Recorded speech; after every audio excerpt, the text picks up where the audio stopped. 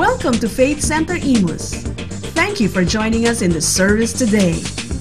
Now, let us listen to the ongoing message. Now, this morning, turn your Bibles with me in 2 Corinthians chapter 4 for our foundational text. Tutuloy lang po natin ang ating series entitled The Power of Faith-Filled Words. Okay? Now, this is the third Sunday, including Pastora's message last Sunday, Spoken Blessing.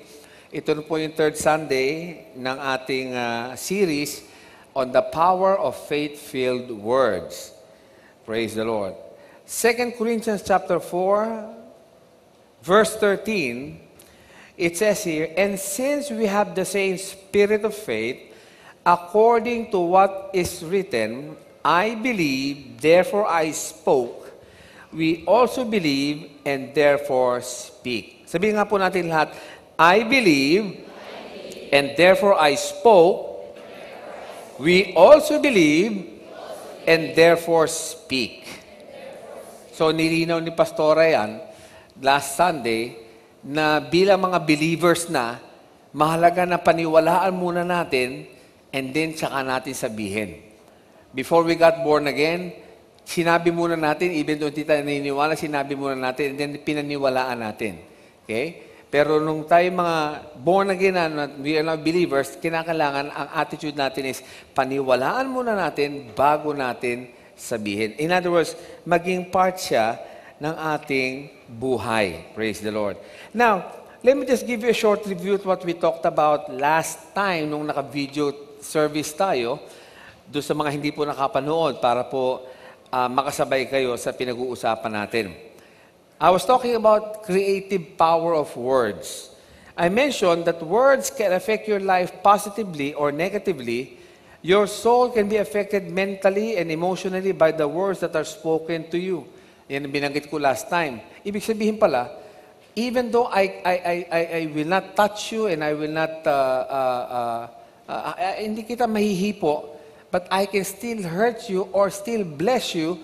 By how? By the words that are coming out of my mouth. Di ba, kapag kami nagsalita sa inyo na hindi maganda, sumasama ang loob natin, nasaktan tayo, di ba? Just by the words that are spoken to you. So it can affect you positively or negatively. Words can uplift you or words can hurt you. We were created in the image and likeness of God. Image in that God is a spirit, and so are we. Likeness in that God creates with faith-filled words. Now, katulad tayo ng Diyos when it comes to creating things in our lives. Dinideclare natin kung anong gusto natin mangyari sa ating buhay. Okay? He created the whole earth with words. Sabi ng Bible, the things that we see are created by the things which are not seen. Imagine lahat na nakikita natin. Itong pulpit na ito, lahat ng things na nakikita natin in the natural were created by the things which are not seen. How can that happen? By using words. See? When the Lord decided He wants light, sabi niya, let there be light. And there was light. And so on and so forth. So, words ang ginamit niya to create things. Now, ito hindi ko na nabanggit sa inyo last time in the video service. Jesus is called the Word of God. And then the Word of God, without the Word of God, nothing was made that was made. Sabi ng John 1, in the beginning was the Word, and the Word was with God, and the Word was God. Verse 3, all things were made through Him, and without Him, nothing was made that was made. If Jesus is the Word of God, so we can say it this way, all things were made through the Word, and without the Word, nothing was made that was made. Pag wala raw yung mga salita, wala tayong makikita ngayon na nakikita natin today. See? So, in other words, that's how powerful words are. So, we can create with our words. Tayo, bilang mga believers, this is a gift of God. Kasama sa atin, kasama sa biyaya ng Panginoon yan that we can create with our own words. We can determine the outcome of our profession, business, relationships, families, etc. with the words that we speak. We can speak words to failure and eventually death, Or we can speak success and eventually life by using words. Sabi ng Matthew 12:34, out of the abundance of the heart, the mouth speaks. You cannot hide it. Somehow, if it's in your heart, it will definitely come out. Kaya sabi ng verse 35, Matthew 12, a good man out of the good treasure of his heart brings forth good things. And an evil man out of the evil treasure brings forth evil things. In other words, just listen to the conversation or communication or language or vocabulary of people around you and you'll find out kung ano ang laman ng kanilang puso. Now, in a church like ours, sometimes kaya natin itago eh. Kaya natin itago yung mga nasa loob ng puso natin because you don't want people to hear you say those negative things. Pag nasa church tayo, praise the Lord, hallelujah, bless you, bless you, bless you, something like that.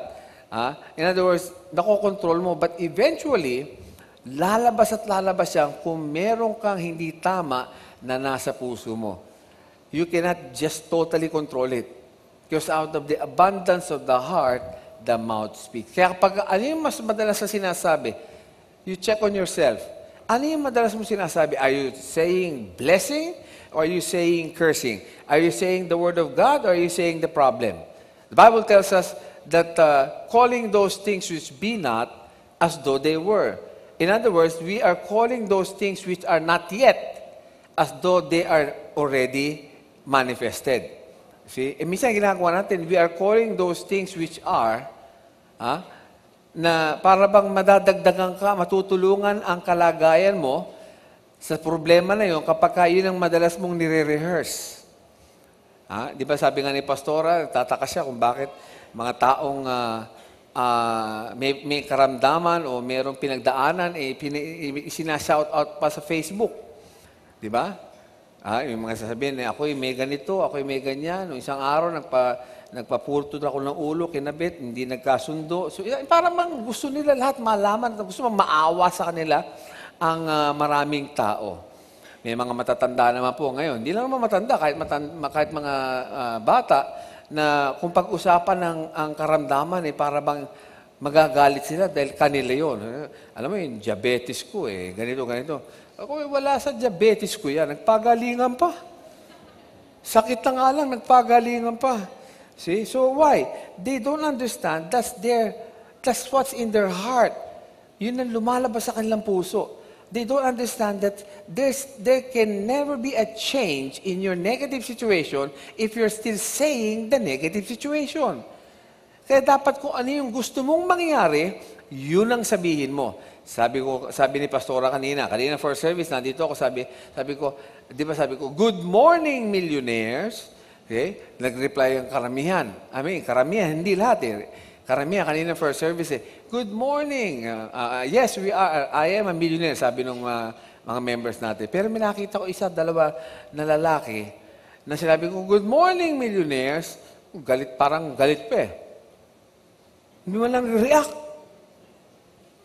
Wala siyang pakialam kung nagbabatian tayo ng gano'n. Siguro, hindi ko alam kung anong pananaw niya, na para makakala niya, parang filler lang naman ng declaration na yun, yung benediction na yun, parang pampadagdag lang sa service, para lang medyo may masabi pa sila, pastor.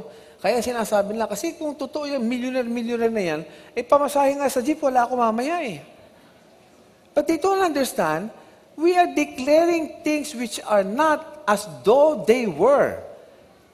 Amen. Tanong ko lang sa inyo, wala pong bulahan. Sino ang gusto maging milyonaryo? Kita mo gusto naman pala. Yung mga lalaki na hindi taasan lang kami, gusto mo naman pala Bakit hindi ka makiayon? Hindi ka umayon doon sa declaration. Anong gusto mo i-declare ni pastor? Good morning, patay gutom. Doon ba matutuwa ka? Siguradong walang a-agree sa inyo. Pag yun ang aking dineclare.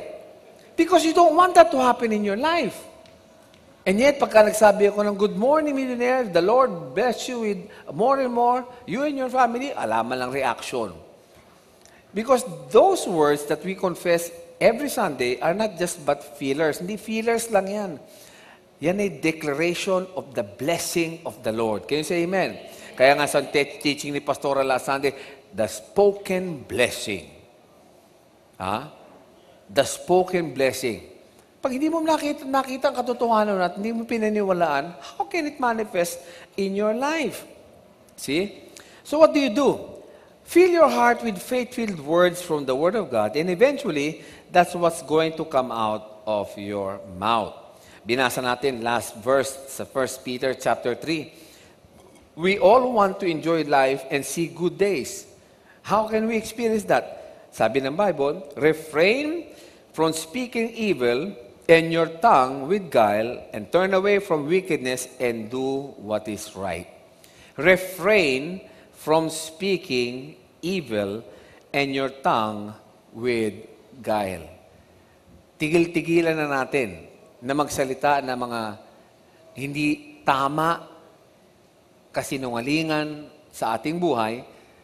At sabi ng Bible, you can experience, you will enjoy life and you will see good days. Can you say amen? So yun po yung pinag-aralan natin last time. No? Just a short review. Now this morning, we're going to talk about the subtopic, faith-filled words.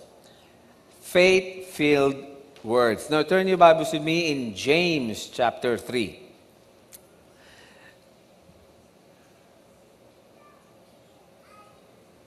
James chapter 3, we will be reading a passage of scriptures from verse 2 to verse 12. You read with me sa mga Bibles ninyo. James chapter 3, verse 2. It says here, "For we all stumble in many things. If anyone does not stumble in a word, he is a perfect man, also able to bridle the whole body. Indeed, we put bits in horses' mouths, that they obey us, and we turn their whole body. Look also at ships. Although they are so large and are driven by fierce winds, they are turned by a very small rudder, whether the pilot desires. Even so, the tongue is a little member and boasts great things. See how great a forest a little fire kindles. And the tongue is a fire, a world of iniquity. The tongue is so set among our members that it defiles the whole body, and sets on fire the course of nature, and is set on fire by hell. For every kind of beast and bird, of reptile and creature of the sea is tamed and has been tamed by mankind. But no one can tame the tongue. It is unruly, evil, full of deadly poison. With it we bless our God and Father, and with it we curse men who have been made in the similitude of God. Out of the same mouth proceed blessing and cursing. My brethren, these things ought not to be so. Does a spring send forth fresh water and bitter from the same opening? Can a fig tree, my brethren, bear olives, or a grapevine bear figs? Thus no spring yields both salt water and fresh. So this passage of scriptures is talking about the power of the tongue. Yung lumalabas sa ating bibig. Now let me ask you this question. Have you ever experienced in your life not having control over your own body's desires? Yung bang hindi mo makontrol yung desire, hangarin ng body mo. Use an example. Lalo ngayong Christmas, di ba? Marami tayong mga Christmas parties. Marami tayong mga kainang madadaluhan. Ikaw ay nasa diet. And of course, dahil sa ang you offer, favorite mo, for example, sweet cakes, chocolates, candy, something like that. Ngayon, dahil sa yun ang desire ng body mo, even though you have this strict diet, minsan meron tayong attitude na, feasting muna, feasting. Feasting muna. Kung hindi naman kumakain ko, konti lang naman kakainin ko, di maabutan ka ng cake, i-slice ka. Nilita mo pa yung slice. Dahil sabi mo, talagang, siyempre, dinidesign mong, ikaw nilita mo yung slice na gano'n, kakat ka ng cake na gano'n. Pagkatapos ang kukunin mo yung malaki, iiwan mo yung maliit. Dahil lang gusto mo kainin kasi.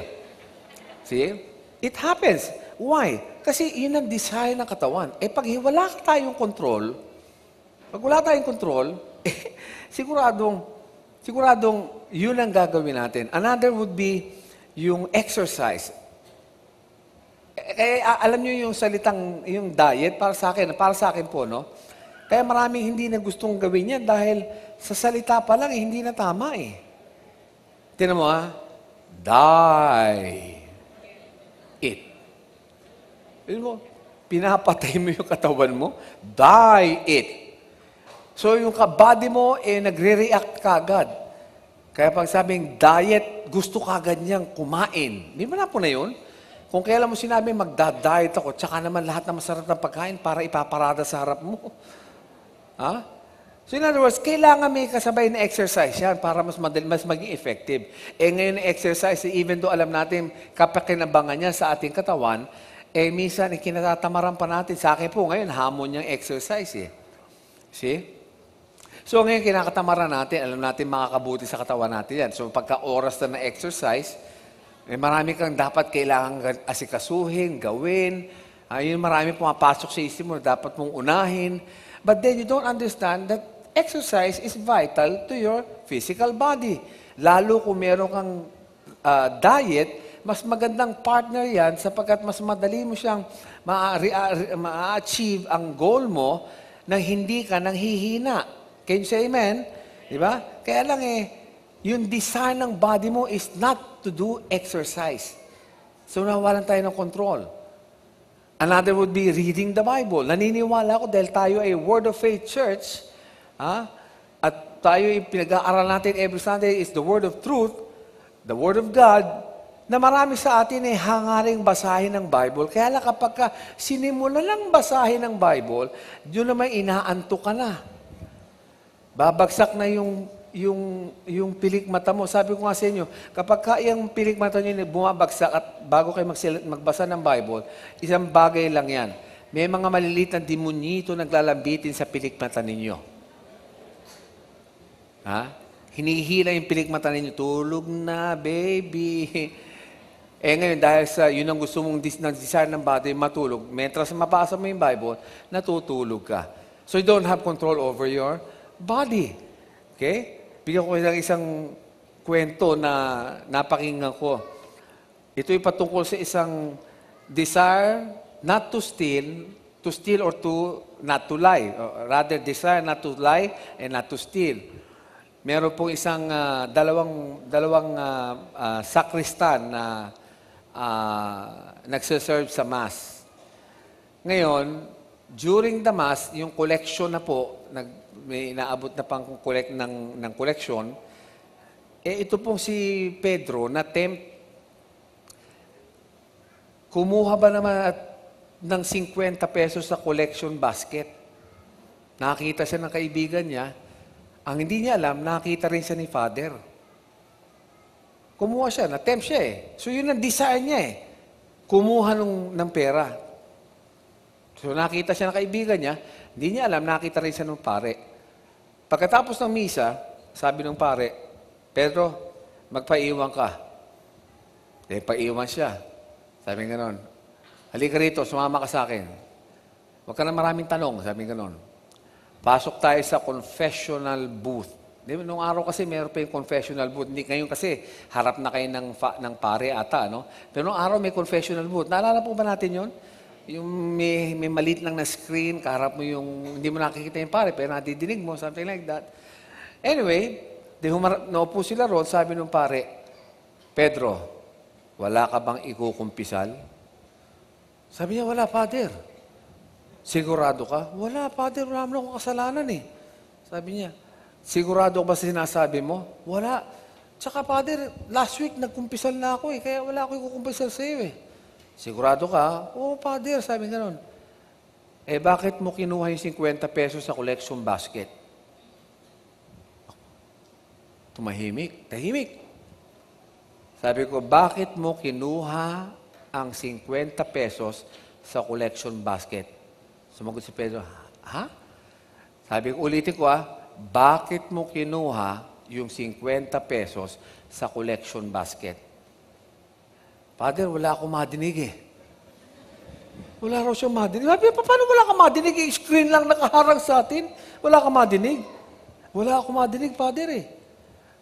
Sabi nga ni Pedro, kung gusto niyo palit tayo, dyan ako, dito kayo. Eh di nagpalit sila. Yung pare ang nandun sa kabila, dito naman si Pedro. Sabi ni Pedro, ako naman magtatanong, Father. Sabi ganon. Sino yung babaeng lumabas sa kwarto niyo kagabi? Sabi nung pare, tama ka nga, walang madinig, In other words, brothers and sisters, yung hangaring magnakaw at hangaring magsinungaling, hindi nila nakontrol ang sarili nila. Ha? Hindi rin madinig dahil nung nabuking na, hindi na madinig. Parang isa pang kwento nung may nangumpisal.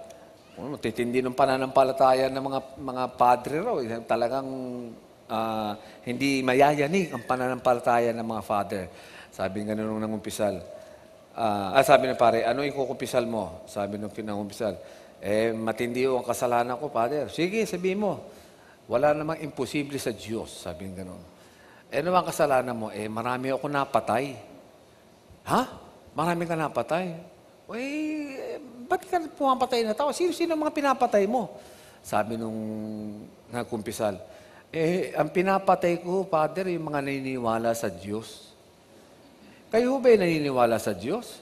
Sabi ng pare, sino yun? Imagine mo, biglang nagbago na biglang sino yun? Diyos, sino yun? In other words, yung desire to lie, to steal, or whatever temptation the devil may bring to you, dahil hindi mo kontrolado ang iyong katawan, nag-yield tayo sa lahat ng temptation. Sabi ng Bible, a man who is able to bridle his tongue can bridle his own body. Ha? Ano ba ibig sabihin ng bridle? Control or restrain. Imagine, a man who is able to control or restrain his tongue, yung dila, can control or restrain his whole body. Ang laki ng impact pala niyang dila na yan sa buhay natin. Kaya palang i-control niyan ang desires natin. Ha? In fact, yung soulish and mental area ng ating buhay can also be controlled by the words that are coming out of our mouth. Ganun siya ka-powerful, which sometimes, dahil common na yan sa mga teaching nila, Pastor, napapabayaan natin, hindi natin ito nabibigyan ng sobrang pansin. Kaya sabi ng binasa ni Pastora last Sunday, James 1:19, wherefore, write down the reference, wherefore, my beloved brethren, let every man be swift to hear. In other words, kung makikinig ka, pakinggan mo lahat. Sabi ganon. Slow to speak. Kung makukwento ka, ikwento mo ng tama. And slow to wrath. What does it mean? James is saying, do not waste words. Huwag tayo magsasayang ng ating mga salita. See? Misa kasi, pagka meron tayo nakita, naapektuhan tayo, magre-react tayo kung ano kagad na sasabihin natin. Without even realizing na yung palang sinasabi natin can make a big impact sa buhay natin. Makakaroon ng effect pala yan. Hindi natin alam See? So in other words, for example, inatake ng sickness and disease ng body mo, no? Merong ganun nangyari. Nangyayari yan No? Your body may present you problems because it is subject to be contacted by Satan through the 5 sense gates. Okay? Nangyayari talaga yan. Ngayon, ano ngayon ang solusyon provide ng Panginoon? Ang ginagawa ng iba, kapag kasi nakakaramdam ng ganung sakit at karamdaman, yun ang ibino-broadcast nila sa kanilang kapitbahay, kamag-anak, na para bang kailangan mag-agree kayo sa sakit ko na ito. Kaawaan ninyo ako dahil may ganito akong sakit. Without you even realizing na yun ang ginagawa mo, hindi man siguro yun ang motive mo, but yun ang nangyayari. See? Yun ang nangyayari kasi yun ang gusto mong marinig na maraming tao Pero may provision ng Panginoon para dyan See? Ano sabi ng Bible sa Proverbs chapter 4 beginning in verse 20? My son, attend to my words. Incline your ears to my sayings. Let them not depart from your eyes. Keep them in the midst of your heart. For they are life to those that find them, and health or medicine to all their flesh. This is the word of God.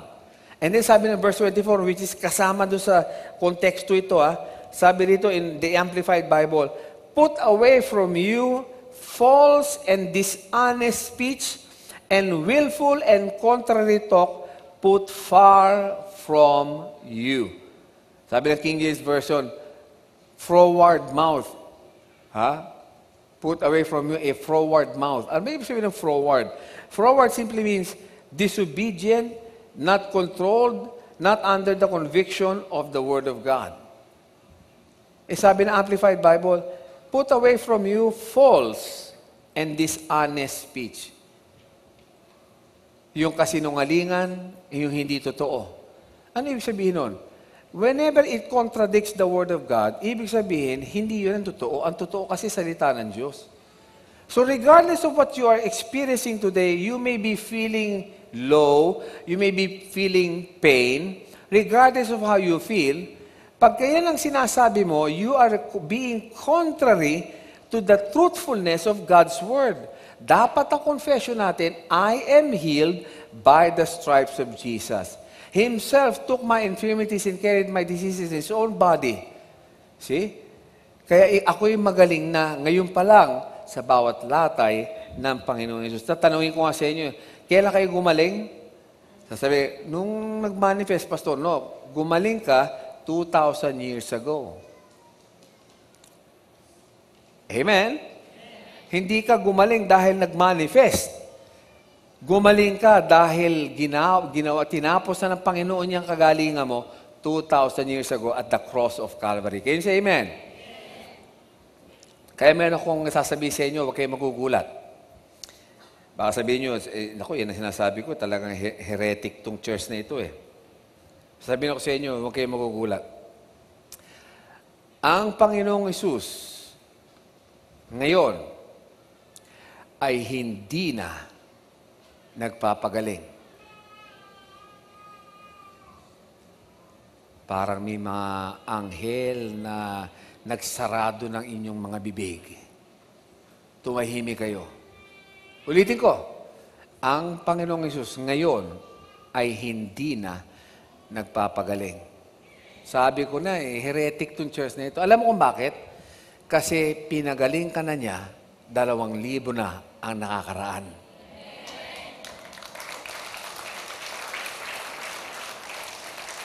Imagine niyo na lang, kung ngayon, may na-discover na sakit at hindi pala kasama doon sa binayaran sa krus ng Kalbaryo at gagawin ng Panginoon, bababa uli siya, tatanggap uli siya ng mga latay para lang mabayaran uli. Yang sakit at karamdaman na pinagdadaanan mo yun dahil nung panahon niya hindi pa uso yan, kawawa ng Panginoon. Miya't-miya may na-discover na sakit . Can you say amen? Kaya hindi na siya, kaya nga sabi ng Bible, He is now seated. Sabihin natin lahat, seated. Ano po ba ang ibig sabihin na nakaupo? Nagpapahinga. Hindi siya nakatayo, hindi siya naglalakad. He is now seated at the right hand of the Father. In other words, tapos na ang kanyang responsibility in healing you, in blessing you, in prospering you. Nasa iyo na yan kapag ikay mananampalataya ng Panginoong Hesus. Amen. So pag siya ay nagpagaling pa ngayon sa special case mo, na-rattle siya at paghagaling ko itong anak na ito kasi hindi pala nakasama sa binayaran ko sa krus yan. Kailangan pagalingin ko siya. Kundi, kawawa naman. Ibig ko sabihin pala noon, kulang ang ginawa ng Panginoong Hesus. Kaya nung tinanong ko sa inyo kanina, parang akala nyo, heretic ang tanong, hindi na nagpapagaling ang Panginoong Hesus. Hindi na. Bakit? Kasi pinagaling ng tayong lahat ng Panginoon 2,000 years ago. That's good news. Amen? In other words, ang kailangan na natin mangyari, mapamanifest yung tinapos ng Panginoon sa krus ng Kalbaryo sa ating buhay ngayon. Ngayon paano? Pastor, paano natin mapapanifest yan? Sa pamamagitan ng lumalabas sa ating bibig. Can you say amen? See? Hanggat hindi natin matutunan, sabi ng isa, hindi kaya, Pastor, parang bandage yan, parang ginagapos muli kami, tinatali muli kami, parang lona naman yan na kailangan, we have to watch the words that we speak. No. In fact, listen to me, marami mga Kristiyano ngayon ang nakagapos sa problema, sa sakit at karamdaman, at sa kahirapan, dahil sa mga lumalabas sa kanilang bibig. Ito nga message na ito, ang siyang dapat magpalaya sa iyo. Amen? You shall know the truth and what? The truth shall what? Set you free. Praise the Lord. So in other words, ilayo raw natin ang mga contrary talk. And then sabi nito, yung dishonest speech and contrary talk, put far away from you. So you can stop Satan's attack, whether sickness or disease, whether financial difficulty, whether relationships or whatever it may be. You can stop Satan's attack by speaking God's faith-filled words. All that hell can do is not strong enough to overcome faith-filled words. Sa sobrang pagtitiwala ng Panginoon sa kanyang salita, He depended na lahat ng tao na makakakilala sa Panginoon ay meron silang bibigkasin. Kaya sabi ng Romans chapter 10, verse 8 and 10, 8 to 10, but what does it say? The words is near you, even in your mouth and in your heart. That is the word of faith which we preach, that if you confess with your mouth the Lord Jesus and believe in your heart that God has raised Him from the dead, you will be saved. For with the heart one believes unto righteousness, and with the mouth confession is made unto salvation. See? Sobrang depende ng Panginoon, nagdidepende ng Panginoon sa salita niya, that He has placed the whole plan of salvation in the miracle and capability of words. Ano sabi ng James 1:18? Just write down the reference. James 1:18. The New Living Translation says, in His goodness, He chose to make us His own children by giving us His true word. And we, out of all creation, became His choice possession. True word. Dinipend ng Panginoon ang kaligtasan natin, ang buhay natin sa Kanyang true word. Sabi ng 1 Peter chapter 1, verse 23, New Living Translation din. Just write down the reference. For you have been born again. Your new life did not come from your earthly parents, because the life they gave you will end in death, but this new life will last forever because it comes from the eternal living Word of God. Nakadepende ang Panginoon sa Kanyang salita. Even yung the greatest miracle that can ever happen in a person's life is dependent on the Word of God. See? Ganun ka-importante ang Word of God eh. When I say the Word of God, it has to be Word of God that you believe. May pambira, marami kayong mga sabi-sabi ng mga magulang, sabi-sabi na katatanda sa atin, sabi-sabi ng mga matatalino raw, na pinaniniwalaan natin. Eh, bakit yung salita ng Diyos hindi mo kayang paniwalaan? Siguro naman mag-a-agree kayo sa akin. Sa nanay at tatay mo, sa lola at lola mo, sa mga nakatatanda sa iyo, eh mas matalino pa rin ang Diyos. So kung mas matalino ang Diyos, I'd rather believe what the Word of God is saying rather than what other people are saying. Can you say amen? Kasi baka mapahamak pa ako sa sinasabi niya kasi walang basihan yun eh. Itong salita ng Diyos may basihan eh. Bakit? Anong basihan ito? Galing to sa Panginoon. Can you say amen? That's how powerful faith-filled words are. See? Words have the ability to carry power. Words are the vehicle or carriers of faith or fear, life or death, freedom or bondage. Yan ang carrier, yung words. Yan ang nagdadala ng pananampalataya o ng takot, ng buhay o kamatayan, ng kalayaan o pagiging alipin. Okay?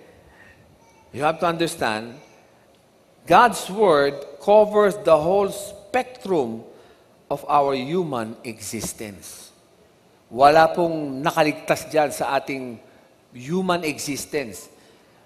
Kinover lahat yan ng salita ng Diyos. Sabi ng Hebrews 4:12, Contemporary English Version, what God has said isn't only alive and active, it is sharper than any double-edged sword. His word can cut through our spirits and souls, through our joints and marrows, until it discovers the desires and thoughts of our hearts. Kinover lahat eh. Spirit, soul, pati yung physical body, joints and marrow. Kinover yan ang Word of God. So, God's Word covers the whole spectrum of human existence. Sabi pala kaya sabi ko kanina, words are carrier, di ba? Sabi ng Mark 11:23, Verily I say to you, whosoever shall say to this mountain, be removed and be cast into the sea, and shall not doubt in his heart, but believe that those things which he say. Pag sinasabi mo yung salitang say, ibig sabihin, may binibigkas kang mga salita. Can you say amen? Di ba? Whosoever says, say to this mountain, be removed and be cast into the sea, and shall not doubt in his heart, but believe that those things which he say shall come to pass, he shall have whatever he says. Every time you mention the word say, ibig sabihin, may kalakip yan ng mga salita. So in other words, yung carrier ng power to be able to ask or command the mountains to be removed is sa pamagitan ng words. A very good illustration is, ang kamay ko po is the carrier of the strength of my arm. Hindi po pwedeng wala yung kamay, makabubuhat ako ng bagay. So, ang strength ng buong arm, dependent dun sa kamay. Hindi na naman po pwedeng kamay lang. Nakakita ka naman kamay lang, walang arm. Pero ang arm, ang hands rather, is the carrier of the strength of my arm. See, just like the words are the carrier of either faith or fear in your life. Kaya ganun ka-importante po ang ating pinag-uusapan. Words have the ability to go into the innermost chamber of a man's heart. Para pong dinamo yan eh. Sabi nung Proverbs 26 verse 22, New International Version, sabi nito, the words of a gossip are like choice morsels. They go down to the man's inmost parts. Napupunta raw yan sa ating puso.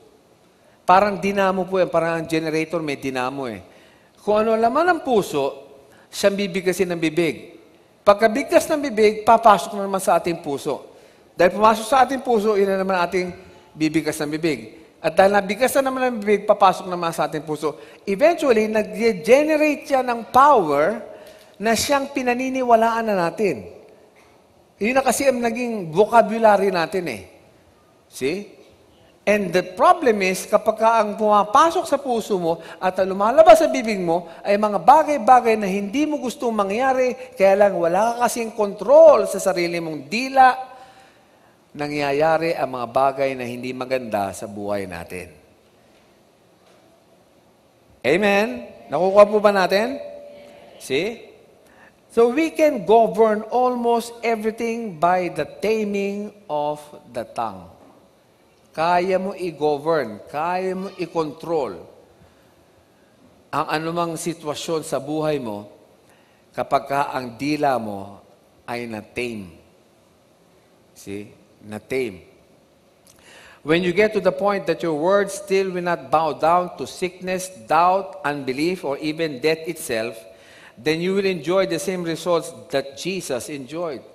Na kahit na meron kang pinagdadaanan, anumang pagsubok yan, regardless of how the pressure is getting stronger and stronger, pero hindi magbabow down ang salita mo. Ako naintindihan ko po yan eh. Sa pinagdaanan ko, alam na alam nila pastor at mga anak ko yan. Matindi yung pinagdaanan ni pastor. There were moments, bumigay ako, pero sabi ko, kailangan, wala mangyayari sa pagbigay ko eh. Wala mangyayari dito eh. Will it help me if I give up? No, walang magagawa yun eh.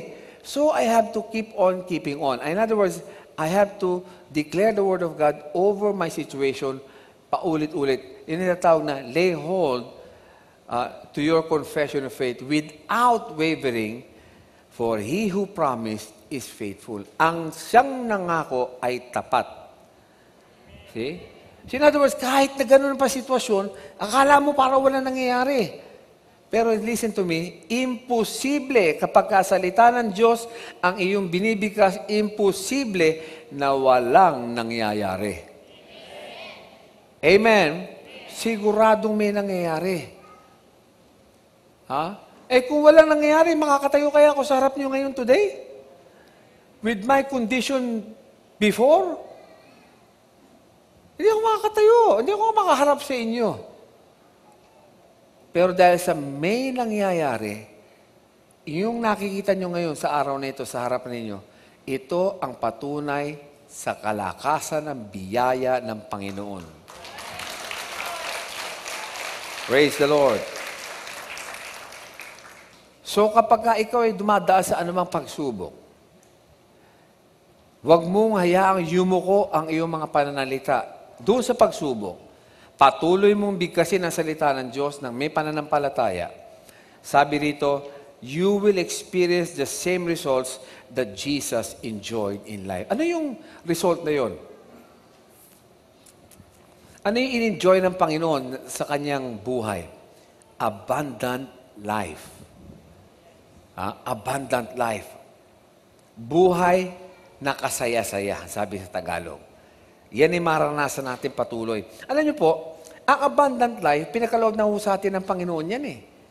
Nasa atin na yan, kagaya ng kagalingan, pagpapala, nasa atin na yan eh. Pero alam niyo po, pag hanggat hindi tayo umaayon sa katotohanan ng salita ng Diyos patungkol sa buhay na ganap at kasaya-saya, patungkol sa kagalingan, patungkol sa pagpapala, patungkol sa kapayapaan ay pinagkaloob ng Panginoon, mahirapan tayo maranasan kasi kumukontra tayo, inatawag ng contrary talk. Kaya sabi niya, put far away from you contrary talk, a forward mouth.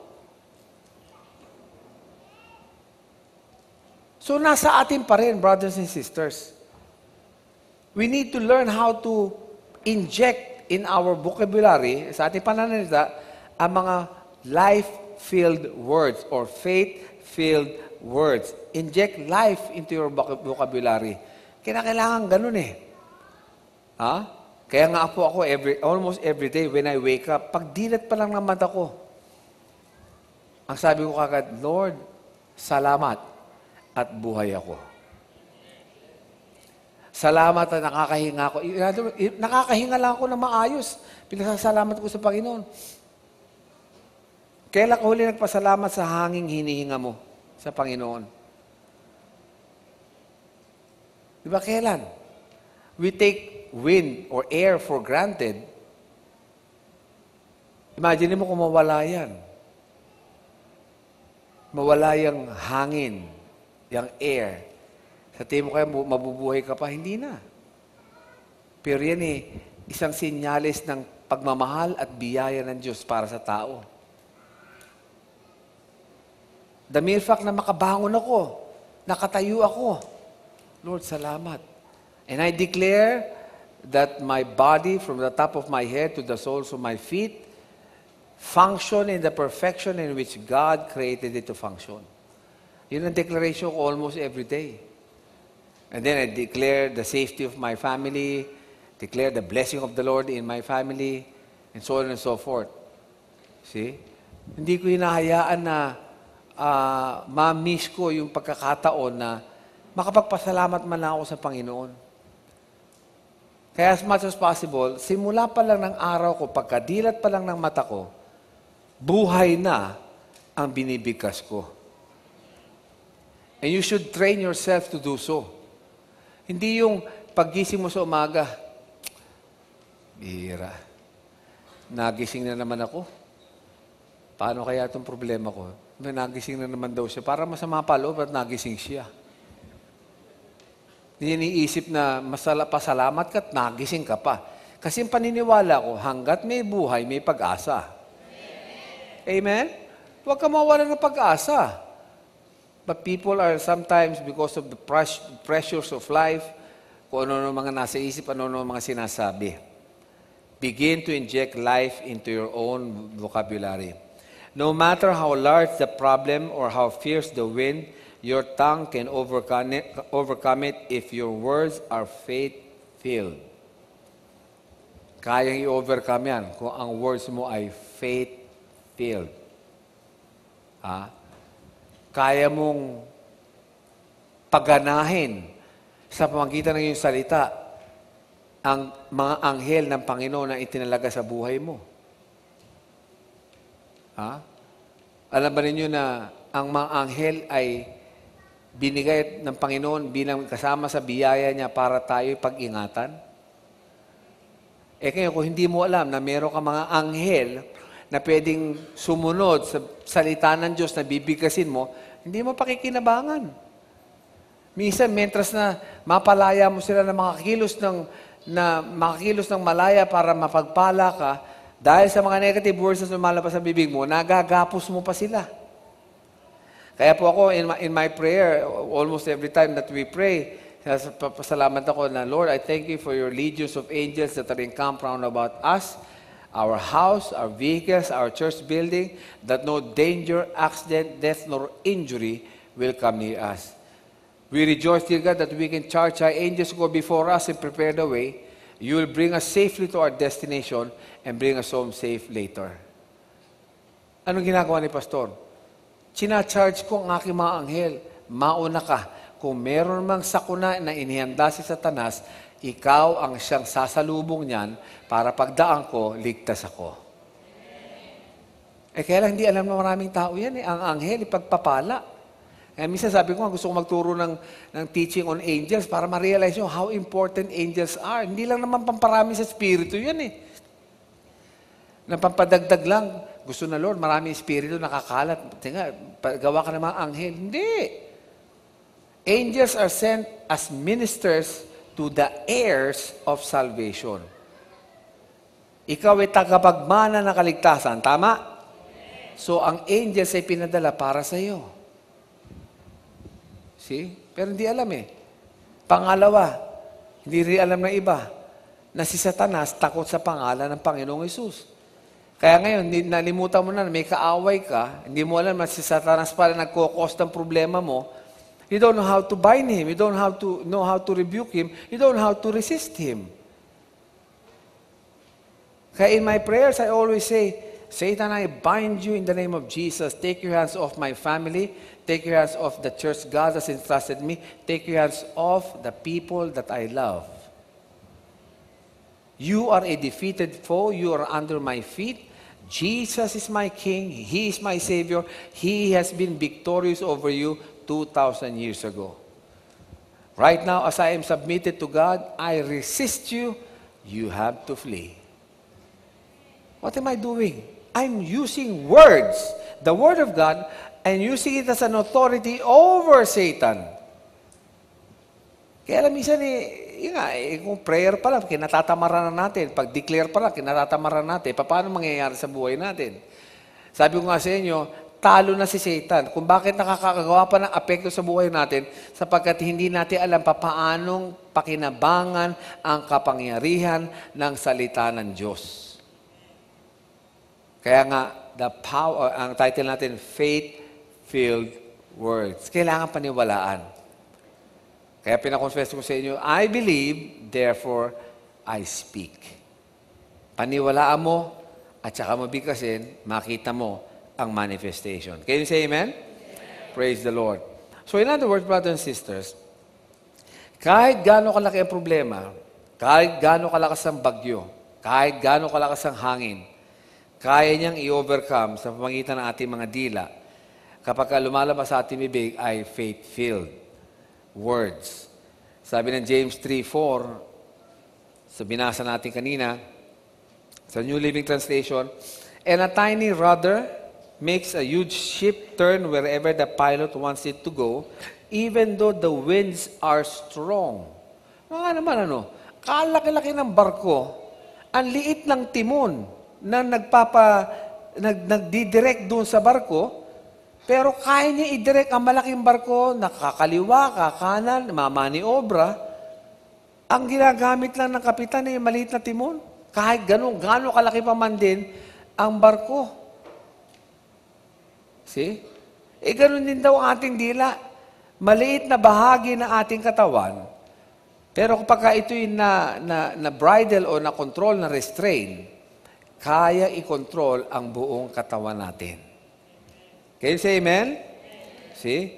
So, maaaring sa simula, dahil hindi ka pa sanay, it may be challenging because of how you were brought up. But keep it up and you'll see the result manifest in your life. Ganun kakapakapangyarihan ang mga salita na pinaniniwalaan. Salita ng Diyos na pinaniniwalaan.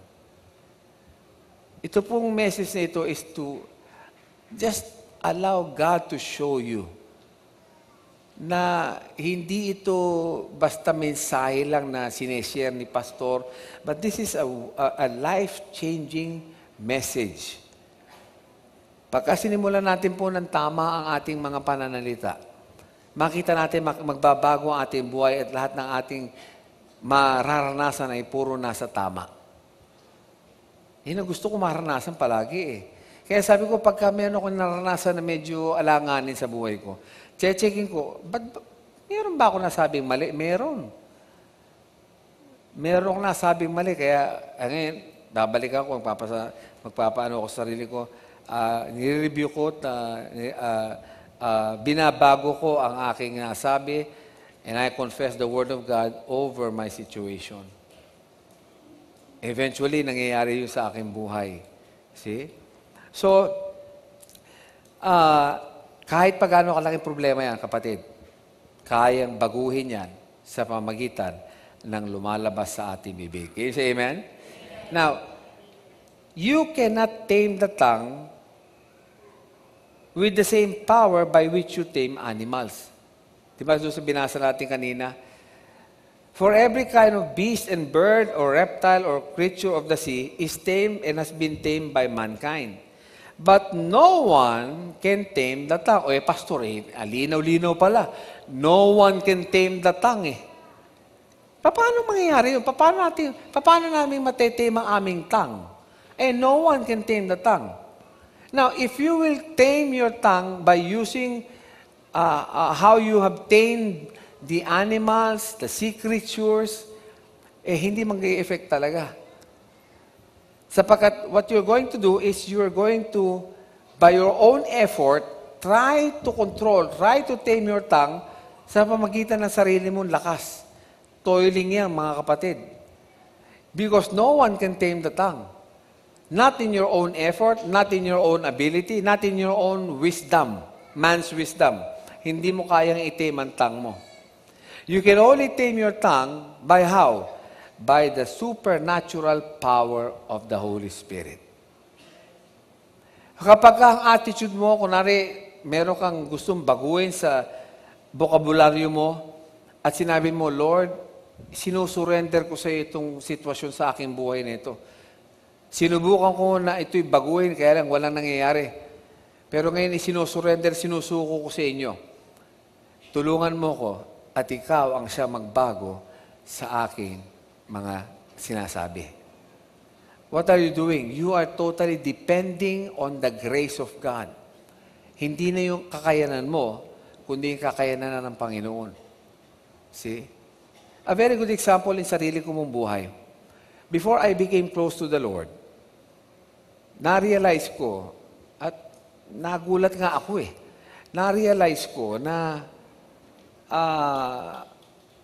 tawag dito, yung lumalabas sa aking bibig. Pag nagsasalita ako, ang salita ko ay ganito, ang sentence ko ganito, simula magsasalita ako ng nagmumura, sa kalagitnaan nagmumura, sa katapusan ng salita nagmumura. Ano ang sinabi mo? Puro mura. Ganun pala ang panalita namin noong araw without even me realizing. Ba't ginagawa mo yung pastor? Kasi ginagawa ng karamihan ng mga barkada ko Pakiwari namin, para bang cool. Kapag ka nagmumura ka, para bang cool ka, cool guy. In other words, it's a sign of yung bang mga matipunong lalaki, nagmumura, akala namin ganun eh. And yet we don't understand na wala naman palang naidudulot yun. Hindi pala maganda sa pandinig ng marami. Kaya na sa amin na natural eh. Pinilit kong baguhin ang sarili ko sa sarili ko effort, wala nangyari. Until the Holy Spirit came into the situation, almost instantly, sabi nga ni Pastora sa akin, may napuna ka ba sa pananalita mo? Sabi nga ganun. Sabi ko, hindi ko na-realize eh. Sabi niya, hindi ka na nagmumura? Tapos dati ba akong ganyan? Oo, sabi ganun. And then nakausap ko yung kaibigan ko sa telepono just a few days after. Nung mag-usap kami, pambihira. Kung ganun siya magsalita, puro mura, ganun din ako dati. Puro mura. Ba't mo ginagawa yung pastor? Kasi kala namin cool eh. Cool. Parang sikat ka kapag ganyan ka magsalita. Mga kabataan ngayon, pagka kayo meron ng mga barkada na tinentem kayo magsigarilyo, cool daw yan. Huwag kayo maniniwala, iwasan yung ganyang barkada. Hindi cool yan. Can you say amen? O kayo may mga barkada na yayay kayo, maglasingan tayo, mag-drugs tayo, kasi yan ang in ngayon, iwasan ninyo yung ganyang barkada. Walang cool dyan. Amen? Mapapahama ka lang dyan. Cool. Maninigarilyo, cool daw pag naninigarilyo. Pambira. Nung araw nga naalala ko pati commercial ng sigarilyo Sino naalala ng commercial ng Marlboro cigarettes nung araw? Yung may cowboy? Naalala ba niyo yun? Ako lang ba nakakaalala? Ibig sabihin, ako na matanda lang ako. Bira kayo. Yung may cowboy, come to Marlboro Country. Mga ganyan, sabing ganon. Pinanood ko. Sabi ko, ano kaya ang koneksyon ng pangangabayo sa sigarilyo? Ano ba kapag ikaw naninigarilyo, cool ka at may kabayo ka? Kailangan ba may kabayo ka para ikaw makapanigarilyo? Hindi ko malaman ang koneksyon And yet, binibili ng tao ang Marlboro cigarettes dahil sa commercial na wala namang katorya-torya, wala namang koneksyon. Then one day, na-realize ko, meron palang koneksyon to, itong pangangabayo at saka paninigarilyo. Na kapag ikay naninigarilyo, mag-aamoy kabayo ka. Yun lang naman alam ko koneksyon yan Mag-aamoy kabayo ka talaga. Pero sabi mo, yan ay magiging cool ka? Meron pang commercial ang Hope at saka Philip Morris nung araw Merong hinihila ng jet, hinihila ng speedboat, ano tawag doon, yung ski. Gaganong-ganon. Ano ka connection sa sigarilyo yan? Sige nga, subukan mo ng manigarilyo habang hinihila ka doon sa ski, pag hindi namatay lahat ang sigarilyo mo ron. And yet, binibili ang Hope. See? Commercial lang yon. Dahil akala nila, magiging cool. Kaya po walang ka-cool-cool dyan sa mga area na yan. Don't get into it. Can you say amen? And once you, lalo na yung sa mga lumalabas sa ating bibig, ipakatiwala ninyo sa Holy Spirit. And the Holy Spirit will help you get rid of those cursing, yung mga bagay-bagay na ayaw mo lumalabas sa iyong bibig. It is the Holy Spirit that has the power to control it, to tame it. Yung sarili mong ability, hindi mo kayang i-tame ang iyong dila. Amen? Praise the Lord. Now, let's try to close this. Faith-filled words are the most powerful weapons in the world of the Spirit. Bakit in the world of the Spirit? Kasi nga, hindi mo nakikita, pero ang effect niyan ay grabe. Kala mo walang nangyari, pero ang laki ng impact niyan. Ang mga faith-filled words, nangyayari in the world of the Spirit. Kaya faith-filled words are the most powerful weapons in the world of the Spirit. Words will do in the spirit what physical weapon will do in the natural. What do you mean by that? For example, in the natural, magsindi ako ng isang dinamita. Hinagis ko sa isang gilid. Maririnig ko yung lakas ng putok niyan, sabog niyan. Makikita ko yung damage na magiging effect niyan. Okay? Because that is what a dynamite can do in the natural. Alam niyo po ba, kung merong ganong effect ang dinamita sa natural, para rin pong dinamita o higit pa ang ating mga salita doon sa spiritual realm. Nagkakaroon ng effect doon without you even realizing. May matinding effect sa spiritual realm. Every time you rebuke Satan, every time you resist sickness or disease, every time you declare blessing, every time you declare life in your body, mayroong malaking effect na nangyayari sa spiritual world. Maaaring hindi mo nakikita. The Bible tells us the things which are seen are temporal, but the things which are not seen are eternal. Pero siguradong merong effect yan. A spirit being can feel words like your body feel physical weapons.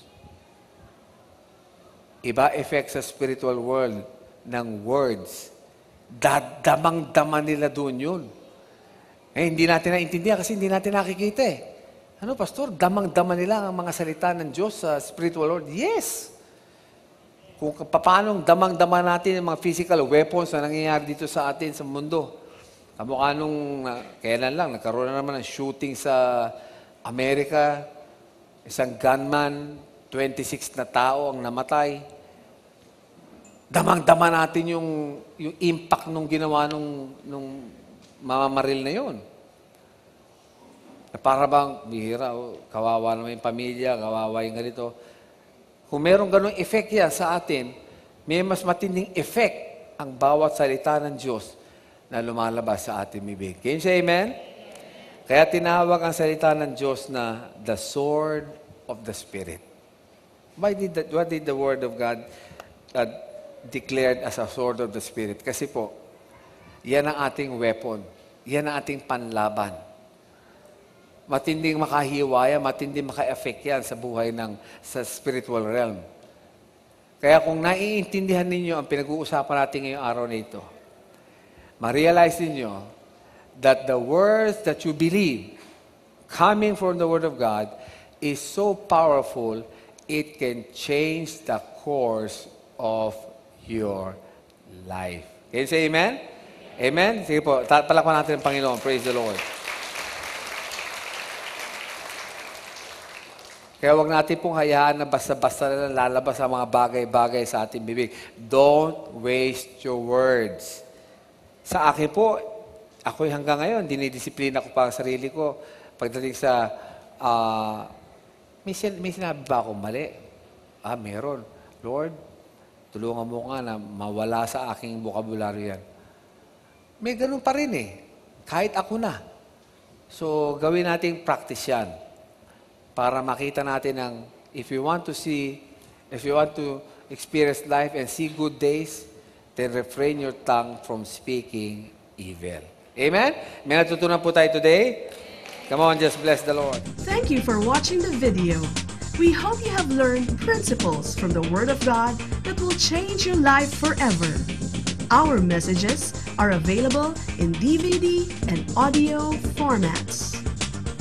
You may contact us at the following phone numbers: 046-471-3516 and 046-515-7459. If you want to sow to assist us in proclaiming the gospel, you may deposit to Jesus Faith Christian Fellowship, BPI Savings Account Number 1283-139235, Nueno Branch, Imus, Cavite. Or you may visit us at our church,